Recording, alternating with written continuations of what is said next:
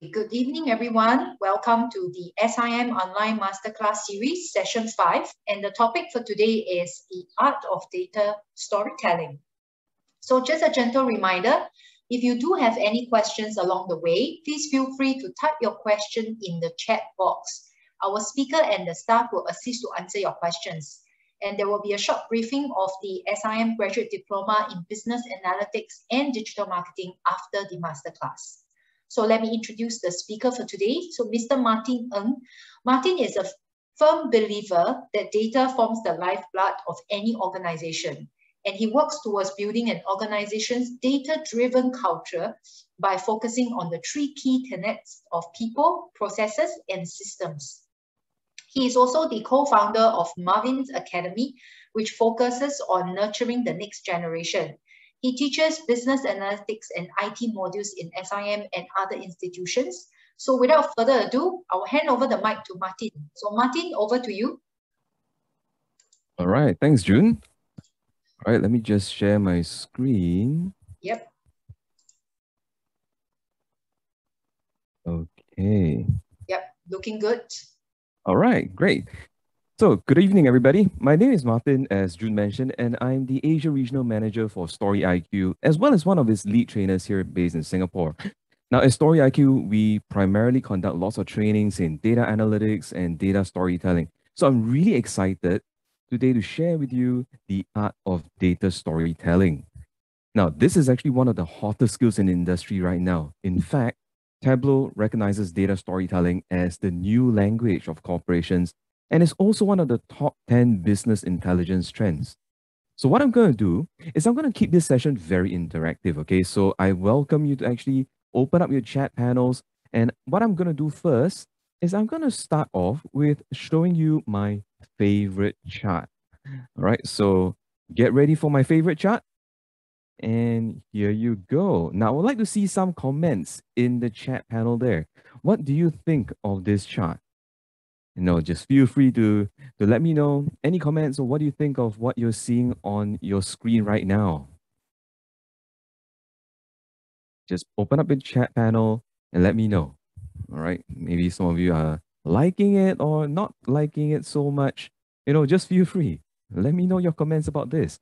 Absolutely bananas. I love this comment from Eve. Yes. In case you haven't realized it, we are looking at a chart about bananas. Oh, Irene says skyscrapers. Yeah, I mean, look at all your bar charts there, right? It really looks like a whole bunch of skyscrapers over there. And Murphy says, it's messy. Totally agree. A lot of things going on here. Charlotte says, I don't know what to focus on. Absolutely. I could only tell you that we are looking at bananas. That's about it. Yeah. So yeah, let's get some more comments over there in the chat. Really happy to know what you guys think over there. And I'm really like these comments here.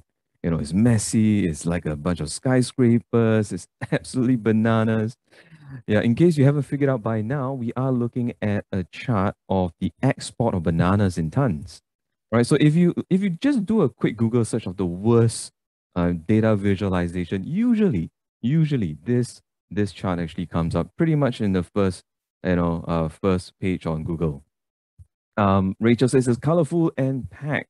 Yeah, that's right. It's super packed. It's quite messy. Andy says it's not focused. That's right. There's no focus here. It's really hard to tell what's going on. So this is not the best looking visual, not the best looking chart. And Jenny says it's very distracting. Totally agree.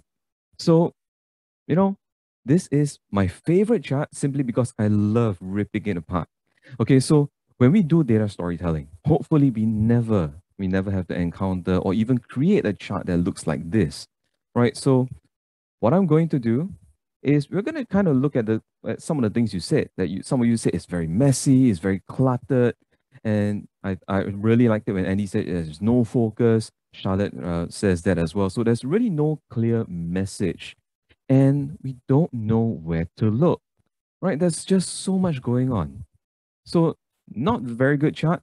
What we're going to do is I'm going to introduce to you the 3Ds, all right? Something that we're going to hopefully use as a framework of creating our visuals. Now, the first D is really about decluttering your junk. Yep. And the second D is about how you define a clear and succinct message. Now, the third D is directing attention to support your message.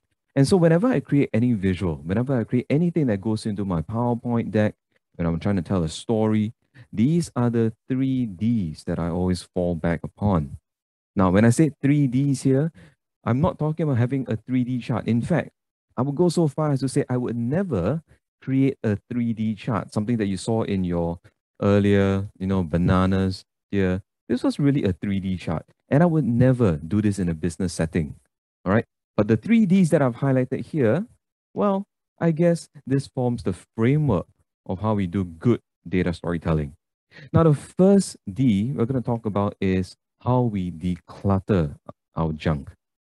Now, I'm going to show you this picture of a lady here. How many of you know who this lady is? Anybody know who she is? If you watched a lot of Netflix, you might have seen her shows, or maybe you've read a book. Yeah, that's right. Marie Kondo. Marie Kondo. No, Eddie says Sharon. Oh, no, it's not a local actress here. It is Marie Kondo, as what Chesty mentioned.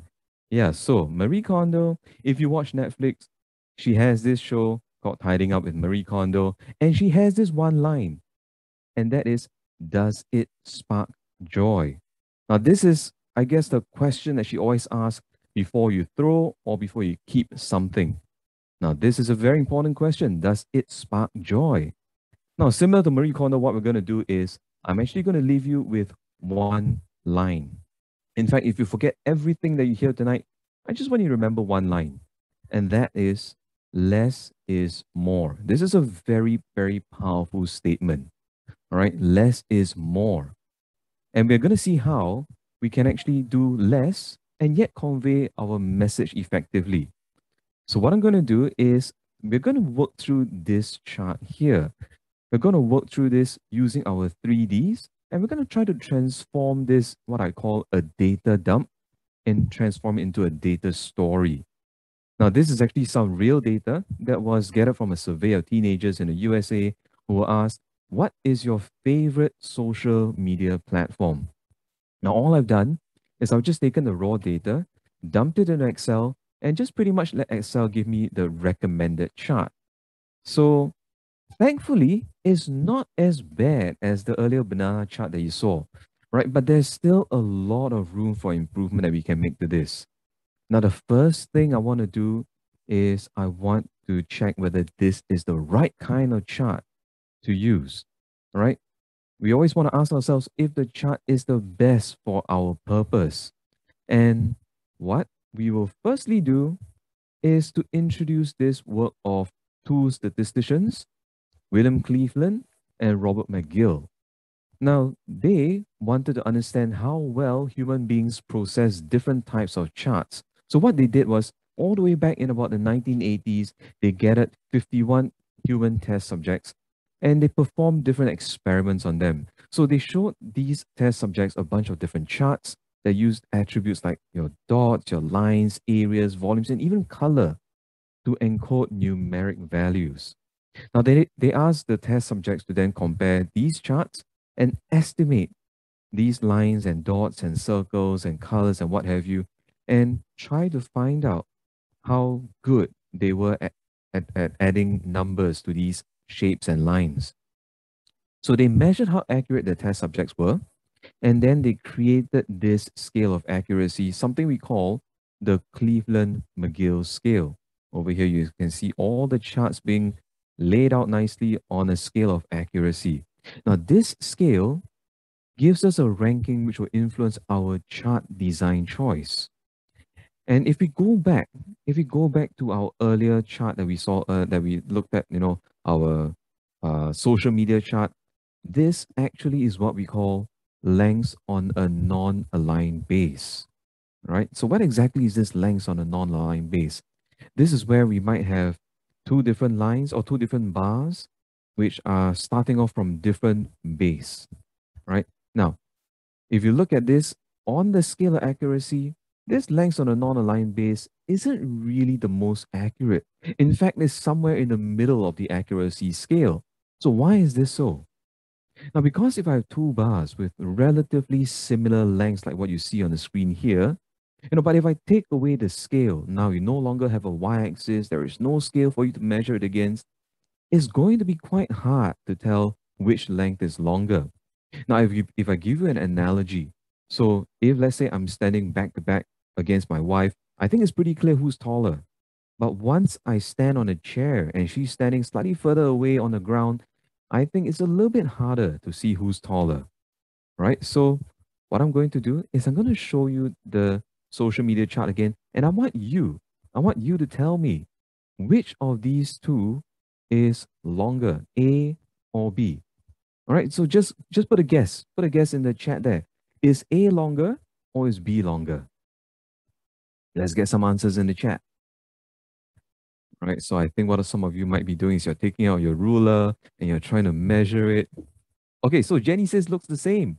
Oh, I've got quite a few of you saying it looks the same. May actually said is B. Philip says A is longer. Tian says A is longer as well. So quite a few, I've got very different answers in the room here. Now that's interesting. So quite a few of you are saying it's the same length. You probably think, oh, this is some visual trick, right? So what exactly is this? So I'm getting lots of different answers here, and nobody can definitively tell me which is longer. And that's simply because it's quite hard. It's quite hard, right? Okay, so Philip says you need to compare the percentage lines. So you know what? I like that suggestion, Philip. I'm going to actually give it to you. Let's put in all the data. Let's get the percentages in. And now it's pretty clear. Well, those of you who said A is longer, you are absolutely right. Right? I think not many said A is longer, but those of you who did, well, that is the answer. A was longer. Now, we've taken Philip's suggestion, we put in the data labels, but right now it's oh yeah, Chesney says the chart doesn't look very pleasant. That's right. In fact, it looks very messy, it looks very cluttered, right? So this is not really the best way of representing our charts and our data because there's simply too much going on. Oh, some CEOs like it. Well, maybe they really love their numbers, right? But we're going to try to see how we can make it a little bit less cluttered because, when I look at a chart like this is where Marie Kondo is going to start crying because it's just so cluttered. Yeah. So we don't want to make her cry. Yeah. So what we're going to do is we're going to try to make our chart a little bit more accurate. Let's move it up the scale a little bit by one notch. Let's try to put it as lengths on a common base. And when I put it on a lengths on a common base, it would look something like this.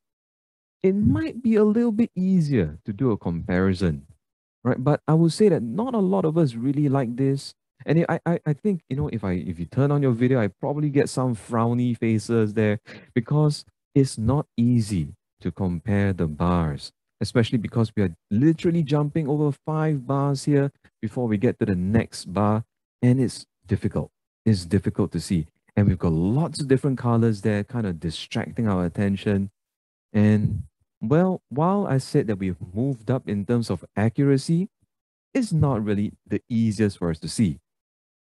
Okay, so tell you what, let's move it all the way to the very top.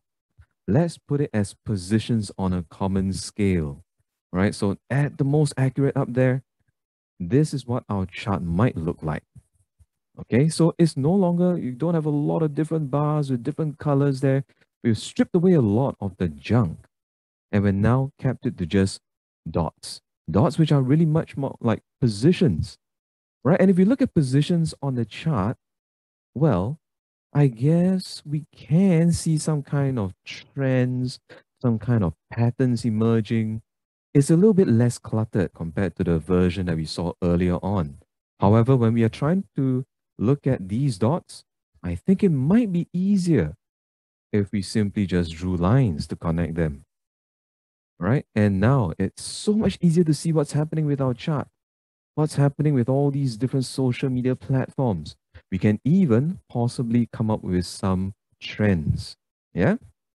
So we've joined the dots together, but since we've joined the dots, I'm always talking about less is more, right?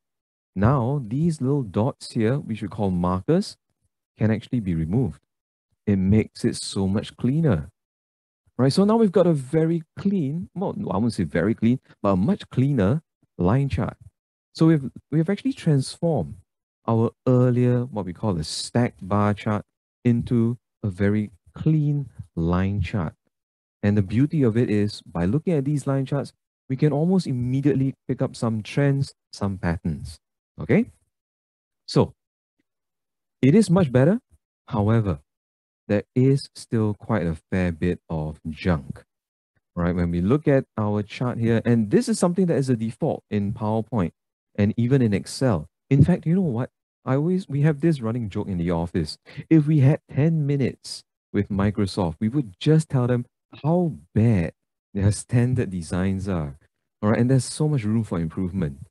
Now, when we look at these grid lines here, I'm not sure if you really look at if you look at your screen, you can see these little gray lines at the back. We call these grid lines, and they aren't really important at this point. In fact, I would say let's get rid of it.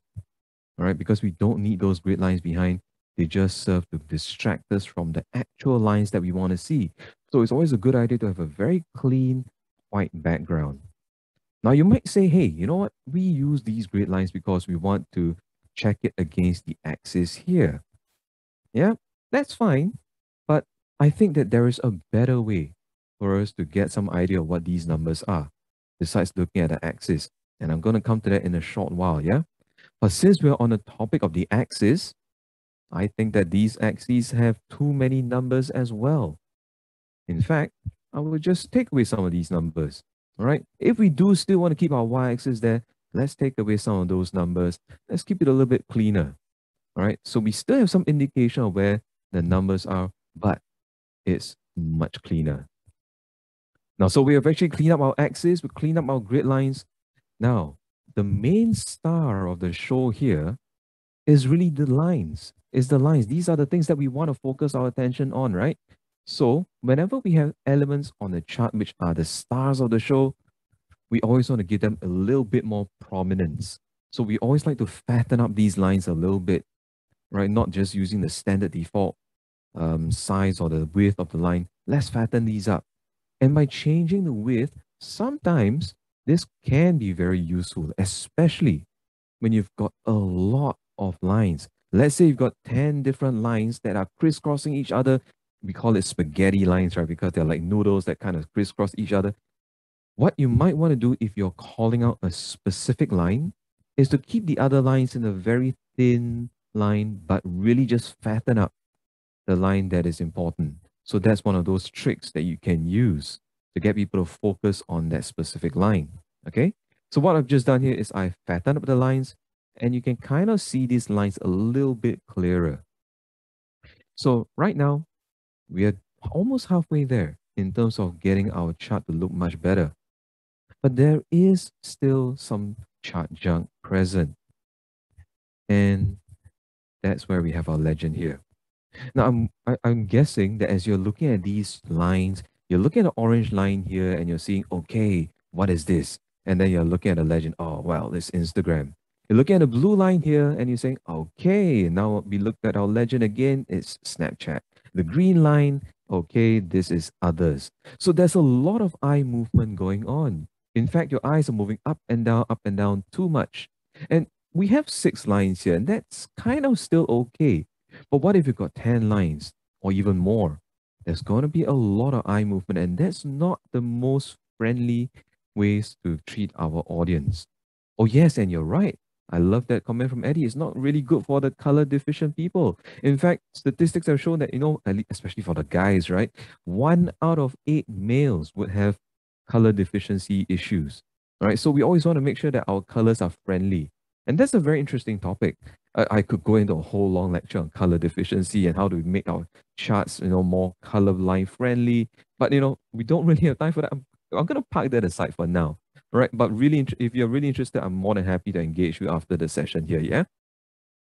Anyway, coming back to this, talking about our legend, and we don't want to have everybody moving up and down in terms of eye movement. So that's where I'm going to introduce you the work of 3 gentlemen here, 3 German psychologists who came up with the Gestalt laws of visual perception. Now, these laws govern how human beings perceive objects as belonging together visually in groups. It's very powerful, and the beauty of these laws is that it works reliably across different cultures, different languages, and in fact, most people will agree pretty universally how objects belong together. So I'm going to run a quick experiment with you. Let's have a look at these dots that you see on the screen. Now, how many of you see vertical columns and how many of you here see horizontal rows? Now, if you see a vertical column, give me a V in the chat. If you see a horizontal row, give me a H. All right, Eve says V. All right, Angeline and May also say V. Okay, I'm getting quite a lot of V's on the chat. So most of us kind of see V's. You see vertical columns there. Okay, okay. Yeah. So I think V and H, right? And that's fine. Some of us see multiple things. I ran this class so many times. Some people see horizontal diagonals, some people see squares, and that's totally fine. There will be people that see things a little bit differently, yeah? So it's fine. But most of us do see vertical columns simply because of how close these circles are together and these circles are together. So this is the law of what we call proximity. Now I can easily shape your perspective by just doing this. Now, what do you see now? Do you see horizontal rows or do you see vertical columns again? Okay, so now Eve says you see a H. Quite a lot of H's in the chat right now, and I guess yep. So most of us now see horizontal rows. Again, going back to the law of proximity, how close these circles are together, right? So the question is, how do we apply this to our charts? So coming back to our social media chart, right? So whenever we see a legend here and we've got a line chart, when people look at lines, they are typically trying to trace the line from left to right, and they end off on the right side. So what we would recommend is, you know what, we don't need to see the legend there. Let's move our labels right next to the line itself. Because as your eyes are tracking the line, you are going to end off there. And it's just super easy to see that, hey, this was the Instagram line, this was the Snapchat line, so on and so forth. All right, so move the labels right next to the lines. Now, some of us might say, hey, you know what? There's a lot of lines here, kind of clustered at the bottom. There's Twitter, Facebook, others, and Pinterest. So remember I said that I'm always governed by the rule of less is more, right? So I'm trying to see if I can actually aggregate any of this information. Interestingly, if you look at Pinterest, the blue line here, the light blue line at the bottom, there isn't much going on. In fact, maybe there was a little peak here in Q2 2016, but other than that, I guess the movement has been relatively flat. Not much going on in Pinterest, and it's one of the lowest in terms of the favorite social media platform. Yeah, so I might make a judgment call here to say I'm not really interested to see Pinterest. What I'm going to do is I'm going to subsume it in the others category, right? Because it's just too low, not much going on there. And I think I probably would just put it under the others. That might help me to kind of clean up the mess that I see at the bottom.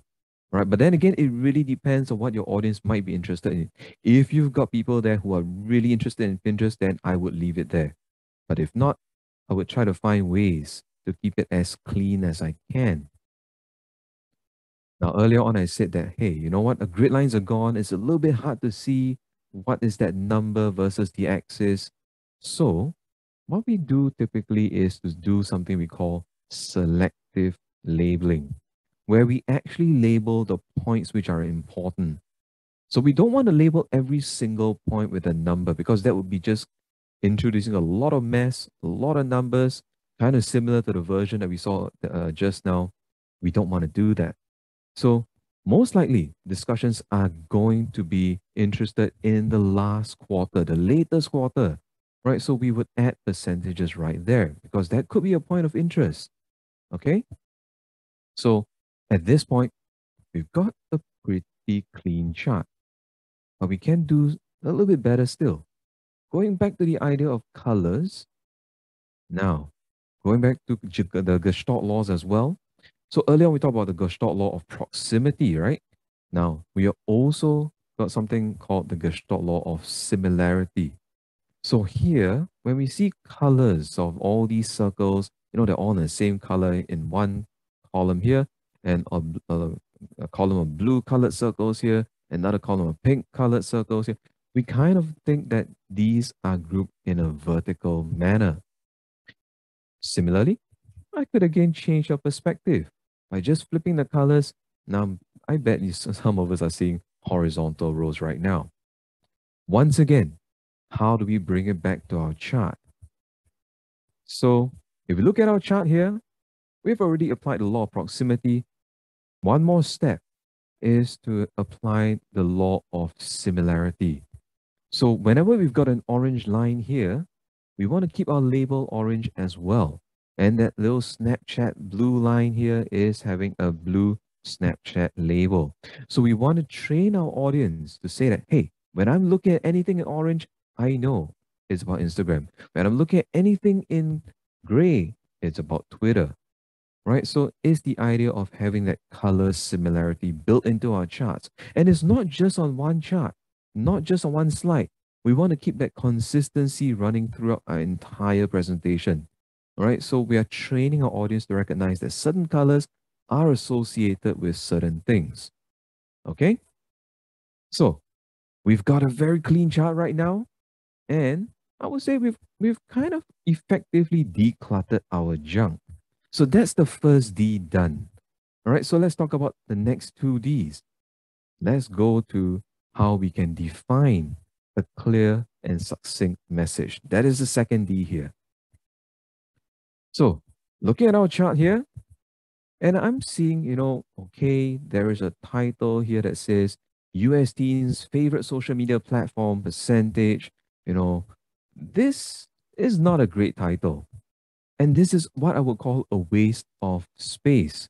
Studies have shown that when people look at slides, they look at it from the top left to the top right, and then they scan it down to the bottom left and then to the bottom right. So they will look at a slide in a Z fashion, right? And what this tells me is that the first most important point of interaction is actually in the title space. This is a very, very important real estate on the PowerPoint slide. And to waste it on something that I can literally see on the chart, I know by just looking at the chart that these are about the different social media platforms. This is a waste of space, right? Our titles should be more informative than that. And the best people who know how to create great titles are pretty much our newspapers, right? So newspapers are the best at creating titles. They have a main heading like this, and this is what catches our attention usually, right? And once you've got the attention of your audience, they might go into more details by looking at the subheading here. Now, that's where we put in a lot more details, and then that's where we go into the meat of everything, the whole actual article, right? So newspapers have done it very well. Let's see how we're going to apply this learning to our chart here. So when I look at a chart like this, my first question is always, what is it that is important? What is it that our audience, when they look at it, would be interested in? Because whenever we create a chart, there is always something that we want to look at. There is always something that we want to call out on. What is the insight of our chart? So let's do this together, all right? So I'm going to get some ideas from you. So imagine if you're looking at this chart, you've created this from your data. The next question is, what is the insight? What is the key message that would stand out for you? Let's get some ideas in the chat. All right, so Eve says, which platform is gaining popularity? Okay, right, so this is a good idea. Yeah, so it shows us the different social media platforms and how their trends are like. So that's a great suggestion from Eve. Let's get some other potential titles. What interesting thing that you can call out from this chart here? All right, Sebastian says, which social media is gaining popularity over the past 5 years. Getting into a little bit more details here, getting into the context of 5 years. Right. So that's what we're talking about. Exactly. Now, besides just coming up with what is this about, I want to know, do you see anything interesting about this chart? All right, so X says, what are your teens up to? Exactly, right? They could be up to a lot more things, but yes, social media is one of those things, and it's good to know which platform they're on. Chastity says the social media platform trend. Kirby, I love this suggestion from Kirby. Instagram has leapfrogged Snapchat finally. Oh, this is awesome. I love this. This is a great insight. Nice one there from Kirby. Yeah, look at how Instagram is actually leapfrog Snapchat. That's a nice one to call out there. Brian says Instagram is pulling far ahead. And I like that as well. If you look at the trend, since quarter 3 2016, pretty much is on an upward trend here, and they are pulling ahead. Oh, Eddie says why we should ditch Facebook. Oh, this is awesome. But to be fair, I come from the era of Facebook. I grew up with Facebook, and it's so sad to see what's happening with Facebook over there. So, yes, unfortunately, is probably a reason why we should ditch Facebook. Okay, let's see what some other suggestions we have in the chat. Jenny says Instagram and Snapchat are the top two popular platforms, and I totally agree because these two are just way ahead of the rest. So that's a great one there. Charlotte says these are spending most of their time on Instagram and Snapchat. Yep, again, really calling out the two social media platforms there. Instagram doubled its growth. I like that as well. Nice one, calling out the doubling in growth. I guess from its lowest point to where we are right now. And it's always nice. It's always nice to help our audience do the math.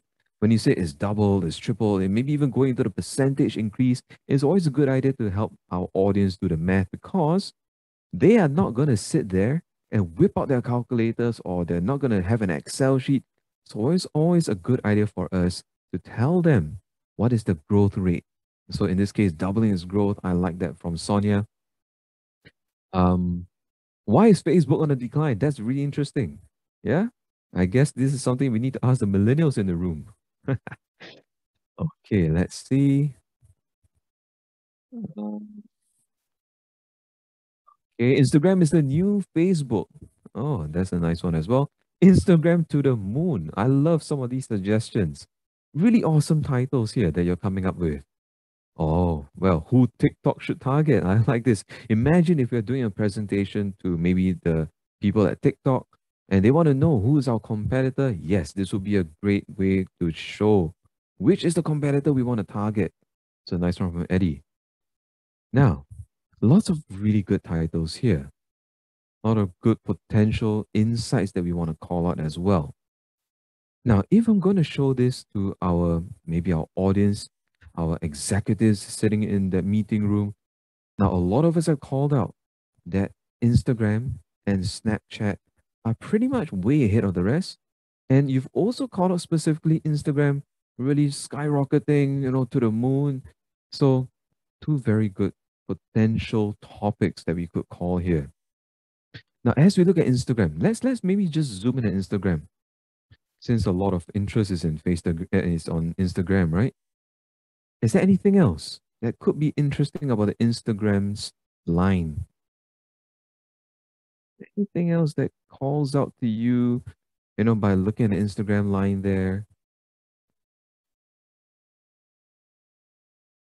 Anybody see anything interesting that could potentially be a point? Aha, there we go. Chesty and Jenny are asking, and Eve as well. What exactly happened in quarter 3 2016? There was a decline. Some of us might say there is a drop. All right. Some of us might focus. And that's where you get Brian coming in saying that Instagram makes a comeback in 2016. Yes, it's taking a dip, but then it made a comeback. Anybody know what happened in quarter 3 2016? Anybody huge fans of Instagram? Was that when Instagram was bought by Facebook? Um, Maybe I can't really remember when Facebook actually bought over Instagram, but it's actually more on something that they introduced. And I will tell you very honestly, that I had to look this up because really my life is kind of too boring to put on Instagram. So I was never really a huge fan of Instagram. But there we go. There we go. Ryan was talking about Insta stories, Eve as well. That's right. So it's Insta stories. They introduced Insta stories back in quarter 2016, and that totally worked for them. Yeah. So I could put in a title like this: Instagram was on a decline, but has since recovered and taken a top spot amongst US teens. Now, that is kind of the message I want to bring across here, right? And that is very aligned with whatever I'm seeing in the chat there as well. However, this is quite a mouthful, right? To read a title like this is still quite long, right? So what we actually like are very short, snappy titles. Something like this. Insta Stories has rocketed Instagram to #1 with teens. It kind of addresses what happened here. And it also addresses how it's gone. I think somebody earlier mentioned gone to the moon, right? Shot to the moon. Yeah. So it's gone up to #1 with teens. So we always like to have very short, snappy titles that are easy to read and just roll off the tongue, right? Rather than going a very long, tedious title. Let's get to something that's, easy to read and people can remember it, right? So that's what we can do with our titles. So hopefully we never go into those boring titles like, oh, it's revenue versus time or growth rate, just not informative at all. Titles are a very good way for you to get your message across. So we always try to define a clear and succinct message. That is your second D. Okay? Now, let's move on to the third D. Here, we're trying to direct attention to support our message. So there are different ways for us to do that. And one of the most powerful ways is something we call pre-attentive attributes. Now, pre-attentive attributes are visual attributes that we notice during the unconscious processing, or I would say the subconscious processing of all the sensory data that we take in with our five senses. Now, the thing is, by varying any of these attributes without your audience even really thinking about it, you have the power to focus their attention right where you want it. That's the power of these pre-attentive attributes. Now, I'm showing here, we've got 8 different pre-attentive attributes. The most powerful of these 8 is really hue. Now, hue is just a fancy word for the term color, right? So over here, I would like you to just, glance away from your screen for a moment and then glance back at it. I'm willing to bet that most of you would be looking at that little red square, right? So this is the power of color. If any of you have watched The Matrix before, um, it's a really awesome show. It's got a good-looking guy called Keanu Reeves. In case you don't know him, please go watch it. It's on Netflix. There is a scene in The Matrix where Keanu Reeves is walking amongst a whole bunch of business people in their black and white suits. And then this lady in red walks by, right? And immediately his attention is caught by the lady in red. That's exactly what's happening here as well. This little red square is catching our attention amongst everything that we see in gray. That is the power of color. Now, there are 7 other attributes that we can vary. We can change the size of the element. We could add different marks, like what we saw on our line charts, those little dots, those little markers. We can even change the width of the line, as what I was telling you earlier on. Now, we can do things like change the orientation of the line. We can change the length of the line, or even change the shape and curvature of our different chart elements. All these are different ways for us to catch our audience attention and bring them to focus on exactly what we want them to look at. Yeah? Now, I said that color was the most powerful, yeah? So tell you what, let's conduct a quick experiment, okay? And this is where I'm going to need you to focus. I'm going to need you to really try to pay attention here because this is where I'm going to ask you to count the number of times the letter W appears in the text that I'm going to show you. Okay? So are you ready for it? I'm going to give you 4 seconds 4 seconds to count the number of times W appears. And your time starts now. 1,000, 2,000, 3,000, 4,000. All right, let's get some answers in the chat there. How many W's did you see? Okay, Philip says 6. Let's see what the rest of you say. All right, Eve says 6. Okay, Jenny says 5. Charlotte says 4. I guess we got a few different answers in the room. We've got answers ranging from 4 to 6 there. Yeah, so once again, nobody can really definitively tell me what is that number. Getting quite a few different answers. Oh, we got 8. Maybe we got, oh, wow, dotted lines there. I guess no way we could have counted, right? You must be saying, hey, 4 seconds is just too short. There's no way we can count it. This is totally bogus, right? Well, I'll tell you what, let's do this test one more time, okay? And again, I'm going to give you 4 seconds to count the number of times W appears, and your time starts now. 1,000, 2,000, 3,000, 4,000. All right, so let me know again. How many W's did you count? Okay, getting lots of 6s in the chat there. Pretty much, lock, yeah. In Cantonese is lock, yeah? So I think everybody can tell me that it is 6. That is the power of color, right? So power can be used at, there's a power, color. Color can be used as a very, very powerful way to get people's attention. I'm going to do one more experiment with you. Again, I need to focus, okay? So now I'm going to ask you how many times the letter G appears in the text I'm going to show you. Once again, 4 seconds, let's do it. And time starts now. 1,000, 2,000, 3,000, 4,000. All right. How many G's did you count? Yeah, okay, so we got 2, 3, 5. All right, so once again, very varied answers here. And that's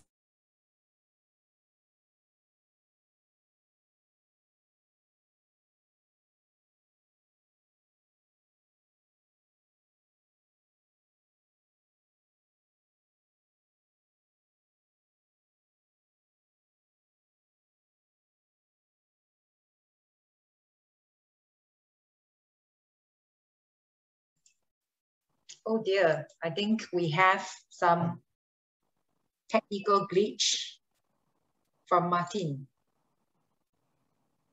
Right. I guess this is the reason why, technology help us at the same times, at the climax, when we want to find out the answer, exactly how many G are there in this text, and then he's gone. Okay, so for all of you, please stay tuned. Okay, just hold on a moment, give him a little bit time. Maybe we'll get him back soon. He probably needs to restart his PC. Well, 5G, we probably are still sometimes away from 5G. Hi, Martin. oh wow, Great this is to really have you back. must be smart at work here. Yeah, I was going to think that whether I should do some stunts to get everybody entertained while waiting for you to come back. Yes, I am back. Wow, this is Yeah, that wow, was that's a pretty. Murphy's law. Yeah, that's pretty quick actually. So we lost you at where you're supposed to tell us how many G exactly are there. Okay. Yes. So let's go back a little bit here. Okay, so we talked about a number of G's, right? And the point I'm trying to make here is that, when there's too many colors out there, and when everything is kind of screaming out for attention, nothing is. So we always want to be sparing in our use of colors. So bringing it back to our chart here, right? So we've got a lot of different colors. In fact, we've got 5 different colors here. If our focus is really about Instagram, what I would the rest of the lines in a very muted gray color, right? So that's where this Instagram line is going to stand out, right, compared to the rest. In fact, at Story IQ, we have a saying that gray is your best friend. whatever, how many shades of gray, you want 50 shades of gray, whatever, but gray is your best friend simply because anything that's background information can be in gray. And then the element that you're trying to call out, that's where we will have that striking color, whether it's a red, orange, whatever, right? So use colors sparingly. Now, talking about colors, we know that Instagram has got its corporate color there, right? It's got its logo, it's got a specific set of colors there. So rather than going with the orange that pretty much PowerPoint kind of dictated, right?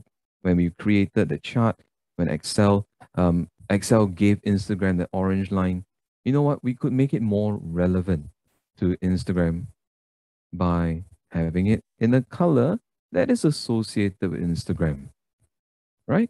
So let's always try to make sure that we use colors that are associated with whatever that we're talking about. And always keep gray in for anything that is in the background. Now we can even call out certain specific elements on our chart here. Earlier on, we were talking about Q3 2016 and how is, that's when Insta Stories was launched and that's when Instagram actually bounced back. So we can call out this specific point here by saying Insta Stories was launched in October 2016. And when we have something like this, we want to make sure that anything associated with Insta Stories is also in that same color. Yeah. So it's like I said, about training our audience to recognize that when I see a specific color, I know it's about, in this case, Insta Stories or it's about Instagram. Yeah. And when we talk about selective labeling, right now we have only labeled the last quarter. We could also say that, hey, the first number is important and the part where it took a dip, that was important as well. So we do want to put in specific data labels at the interesting points. And that's what I call selective labeling. So we've actually come quite far away from the initial chart that we had. In fact, we've totally transformed it, right? So this was a chart that wasn't really good. It's not good for our comparison. We couldn't really tell any specific thing that was happening. We have taken the effort to transform it into something like this. All right. So all those were just where we applied the 3Ds, right? Talking about decluttering your junk, talking about defining a clear and succinct message, and finally, always about directing your attention to support your message. Those are the 3Ds. Now, when we talk about data storytelling, there's actually a few more key ingredients that make it into a proper data story. Things like the narrative, things like the flow. But because this is just a really short session, we can't go into all that. But what I've done is shown you how we can transform a visual that's going to support how you create your data story. All right. And by the way, all these visuals that I've shown you were actually done in just your simple Excel and PowerPoint. You don't really need any fancy tools. All right. So all these were just pretty much done in Excel and PowerPoint. So that's all we kind of have time today to cover. Now, if you're interested to know more, I actually welcome all these questions. I always love people coming to me with questions. You can always reach out to me. This is my email.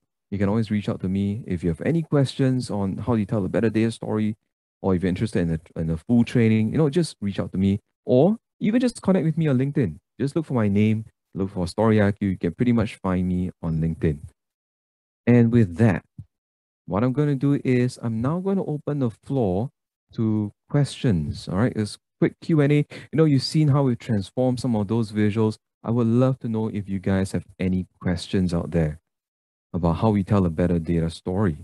All right, just put it out in the chat. More than happy to answer any questions that you have.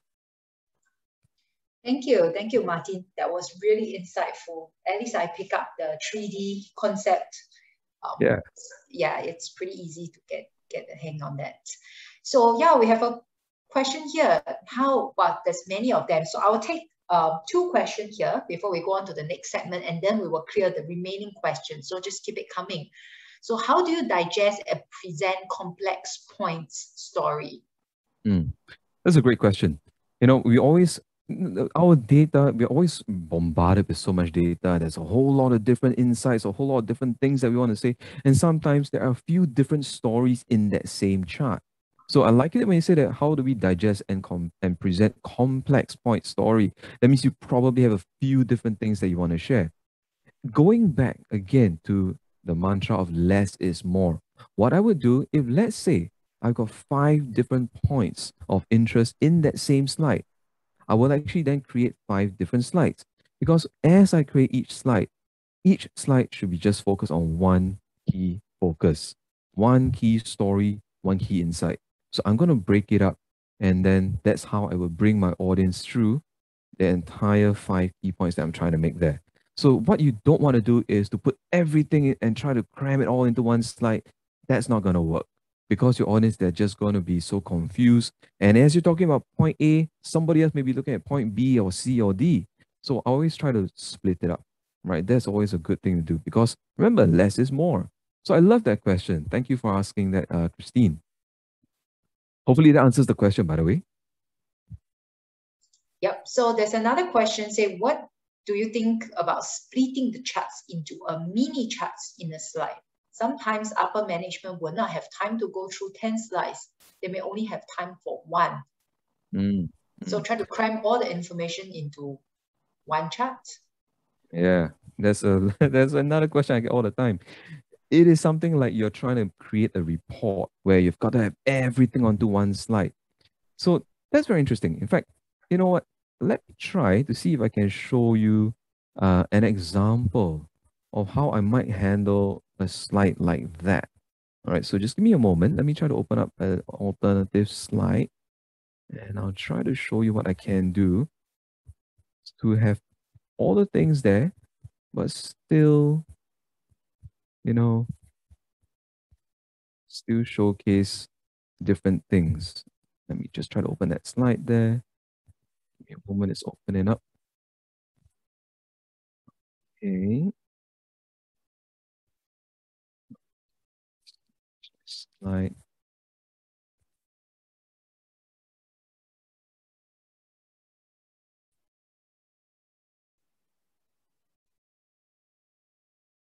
All right, so here we go.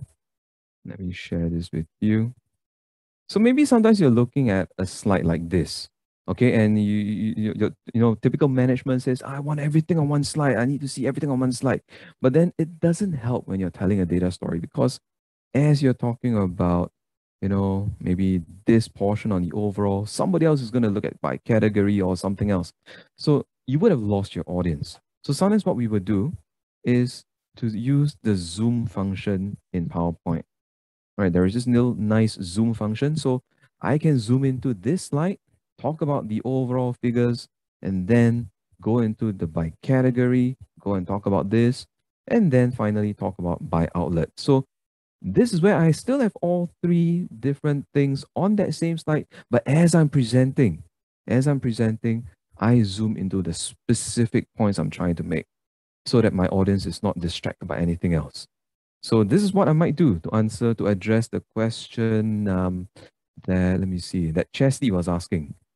All right, so yeah, everything on one slide, but when I'm presenting, I will just make sure I zoom into each one. Yeah, so hopefully, Chesley, that gives you an idea of how you might deal with that. Thank you. Thank you for answering that question, Martin. So someone asked about the recording. So I just wanted to share that the recording will be available on SIM's YouTube channel by next Monday. And we will include the link in the thank you email that we'll be sending to all of you. And I think in the benefit of time, we'll just move on to the next segment where we will have a quick introduction of the program on the graduate diploma in business analytics. So this will actually give you a better idea on, you know, how to do, you know, actual data telling, data analytics, and etc. So I would like to introduce my colleague, Lens and Bino. So there you go. Thank you, Bino. Over to you. All right. We'll be talking about the SIM graduate diploma programs. Okay. Basically, all right, we'll be talking about the admission criteria, progression, as well as the program structure. And Lance will be covering the program unit details, and we'll take the Q&A after that. Right. So yeah, for the admission criteria to the GDBA and the GCBA program, you'll need a degree from a recognized university. And for diploma, we are open to diploma holders as well, but with at least 8 years of working experience and 30 years of age, all right? And for the academic, for the English, you'll need at least IELTS 6.0 or something equivalent. And once you actually get this graduate diploma certificate from SIM, you can actually progress to the University of Warwick's, where there's some master programs that will be offered. There'll be some English requirements from there as well. And you can actually be entitled to the Master of Management with SUSS and, you know, entitled to at least 10 units of credit recognitions. Okay. And okay, for the GCERT and the GD programs, it will be a 1-year program. Okay, the intake will be in January, May, and September. Okay, so normally the teaching hours, the hours of study will be from 7 to 10 p.m., 3 hours on a weekday. Normally it'll be on a Monday or Wednesday or Thursday. Okay, so for GCERT or GCBA, there is 1 module per term and 3 modules. You need to complete 3 modules to get the graduate certificate. But for the graduate diploma, there is 6 modules in total. So rounds up to around 117 hours for graduate certificate and 234 hours in total for the graduate diploma. Okay, for assessment-wise, there's 2 assignments. Okay, 2 CAs for the modules, for each of the modules actually. And then there'll be a common test or exam, 40% or 60%. So basically the assessments will be around 20%, like for CA1, 20%, CA2, 20%, or CA1, 30%, CA2, 30%. Okay, and then it's basically all local lecturers. So 13 lessons in total per module. And we are now moving towards blended learning as well, where we'll be covering 6 lessons of face-to-face and 7 lessons will be conducted online. Okay, so per module, in total there's 6 modules for GDBA and 3 modules for GCBA, graduate cert. And each module is around $963. So in total for the GCERT, you are paying around $2,889, and for the graduate diploma, it's a total of $5,778. Okay. All right, as you can see, the intake is as follows. It's actually a rolling intake. So basically, if you come in September, at the end of September, you'll be doing the CA, the first CA. End of October, you'll be doing the tests. And then they'll be moving forward to the CA3 as well in the third month. And then at the end, there'll be an exam. Okay, and then the last month, it'll be a break. So one term is actually around 4 months. Okay. So yeah, as you can see, it's basically, that's basically about it. It's categorized into examinable modules and continuous assessment modules, in which the exam modules is 60% exam and assignment will be split into 20% each. And for continuous assessment modules, the 2 assignments will be 60% in total and then 40% common test. Okay, that is about it. I'll move on to this is the grading criteria. Okay, passes will be 50%. Okay, to get the award for the graduate certificate or the graduate diploma. Okay, pass my time on to Lance now. Thanks, Bino. Thank you. Hi, everyone. Thank you for joining us this evening. I hope you enjoyed yourself so far. My name is Lance. I'm the academic in charge of the programs, Graduate Certificate and Graduate Diploma in Business Analytics. And I hope that you've enjoyed and gained much knowledge from our expert speaker, Mr. Martin Ng. So if you want to learn more about data storytelling or data visualization from him, I'll be telling you a bit more on how to get to that, right? In the remaining time that we have, I would like to tell you more about our graduate cert and graduate diploma in business analytics. But before that, let me tell you about a survey that was done by Accenture. It was published on the Straits Times in March 2020. In that report, it said that 84% of employees surveyed are overwhelmed or unhappy with working with data. Half of them even took sick leave because of such stresses, right? And Singapore is ranked number 2 amongst the 9 countries or 9 nations they've polled, India being number 1. So to avoid all these stresses, right, 40% of them just did make an alternative method to complete the task without having to do with any data at all, just to get rid of that stress. So I'm not sure how you feel about this, but this survey really tells us that there's this area where skills are required, right? And also there's lots of opportunities available to you. And our program, the GCBA and GDBA programs, right, they're designed for managers or would-be managers to advance their skills in these areas, right? So next slide, please, Vino. Thank you. So so I'm going to just tell you in short, okay? The GDBA is Graduate Diploma in Business Analytics, and GCBA is Graduate Cert in Business Analytics. So the GCBA helps the managers to understand emergence of business analytics and the use of data for customer acquisition, retention, and revenue management for the organizations. In this module itself, so in this program itself, students will go through 3 modules, and there will be hands-on sessions as well as theory sessions. The modules that we taught to the students are business analytics, concepts, principles, and applications, data mining for managers, and customer relationship management. So basically, if you look on the top left column, GCert Business Analytics, you have got the 3 common modules that were stretched through for the GDBA, so GCBA. Okay, so these are the 3 modules that you'll be going through. The reason the business analytics concept, principles, and application is in red is not because it is more difficult. It is basically because it's an exam module, while the other ones are basically 100% CA module, or we say continual assessment modules. All right, and for those students, or for those who wish to delve more into to go deeper, right, the GDBA will be perfect for you because it provides an excellent avenue to further the manager's analytical skills, right? It shall expose the software, expose the students to software like Python, R programming, and also Tableau.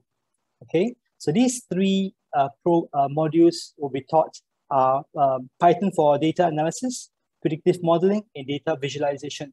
And that will be covered in you can see the center column where we have got data visualization, and then Python, and then predictive modeling. So basically, GCert or the GCBA is a 1-year program, and the GDBA is also a 1-year program. The difference is that the GCBA will do 3 modules for that year, while the GDBA will do 2 modules per trimester. So let me come back again. Both programs have got 3 trimesters. In each trimester, the GCBA will come back once to school or be online, while the GDBA students will do 2 classes. All right, 2 modules per trimester. Therefore, both will complete the session within a year. Okay, so going lower, where you have all the colors over there, I think I should go polish them up, because now I've attended Martin's class. I should go and make sure I do a better job next time. These are the modules, the 6 modules that we'll be doing for both the GDBA program. The GC is only 3 of that, But as you can see, right, the business analytics concept, we teach you Excel. Python, of course, is a Python program. Data mining for managers will go back to Excel. Predictive modeling will be using R programming, not Python. CRM, we'll be using R programming. Data visualization, we'll be using Tableau. So the whole idea of doing this is to give students a flavor of all the software available, or not all available, but a flavor of all these. They are popular in the market right now, so that the students will be more equipped in what they're doing or where they want to pursue. All right, next one, please. So this is going back to how the course is going to be conducted. It's a rolling intake. In other words, if you come in January next year, you'll be doing 2 modules for the GDBA program from January to April. Okay, then there will be a short break before you begin in May again, and that will be for another 4 months, and go on to start again in September to the end of the year. Okay, so it's 3 trimester year, and you'll be tested either in the 100% CA module or a 1 examiner module. Okay, and there'll be various percentages, the weightage of the exams that you will come to know later on. Yeah, so shall we go to the next slide? These are some of the responses from our students who did very well, and they're saying that they have gone on to use their the skills in their companies, and they're doing very well too. Next one is about Max. So this is Zachariah. Next one is Max. We'll say the same thing. All right, they are in different field, but as you can see, they are both very useful. I mean, the programs are both very useful for them. Okay, so that is, I think that's all I have. Do you have any questions for me? And for Bino? Yes, hi Lance, thanks for sharing, and Bino, thank you for sharing the info. So I actually do have a few questions.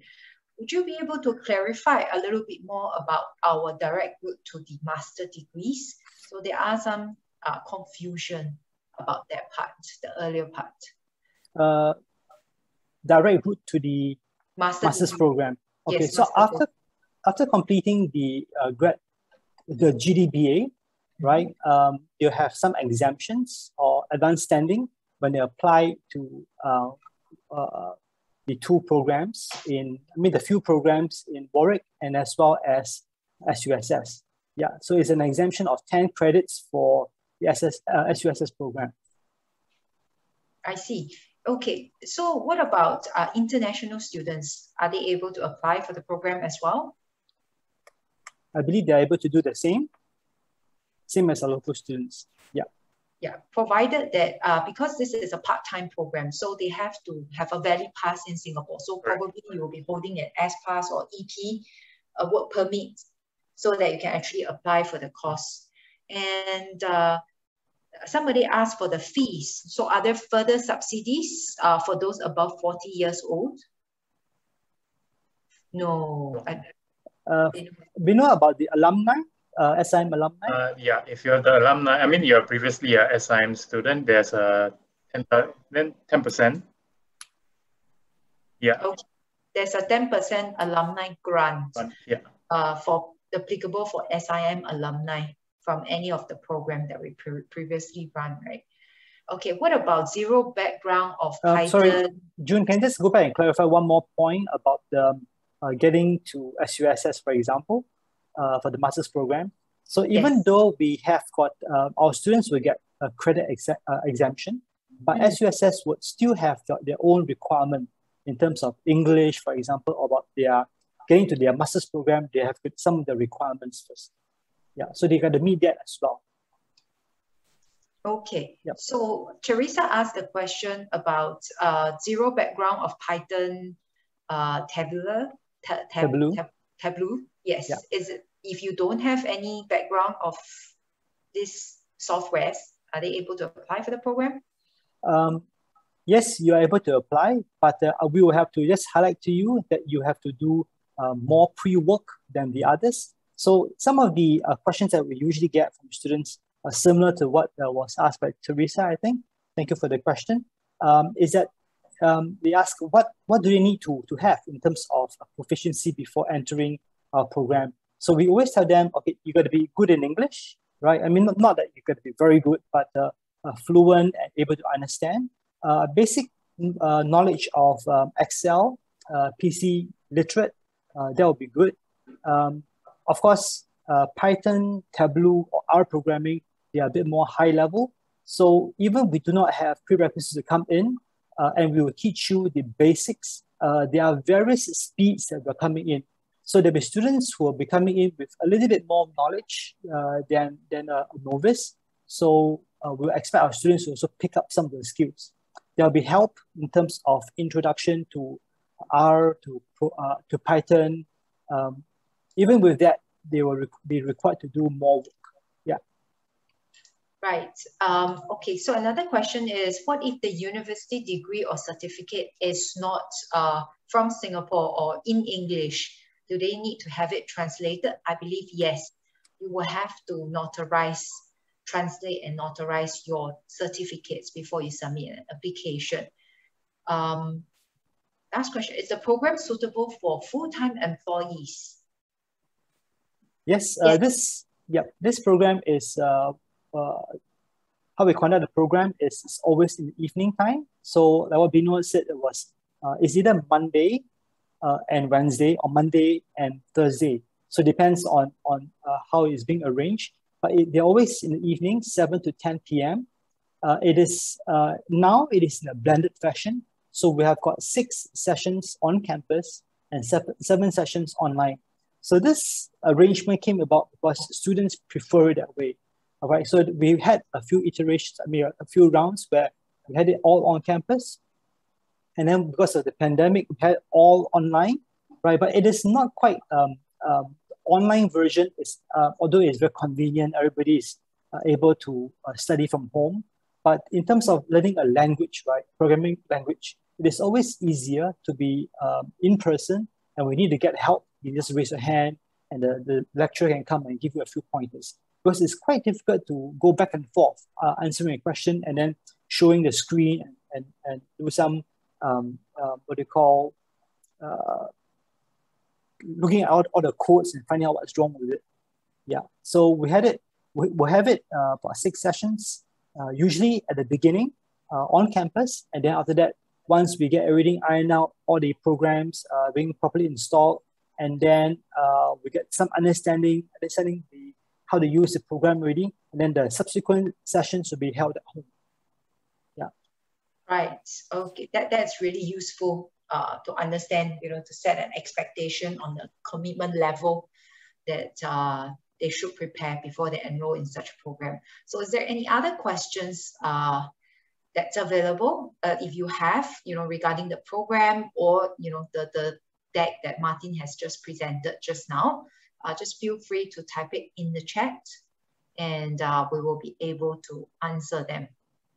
Maybe I can just come back on one point about some of the prerequisites. Some of the other questions that I always receive is as well, math and stats, are they required?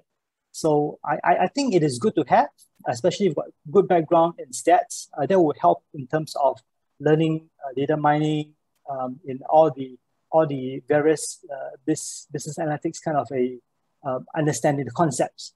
Yeah.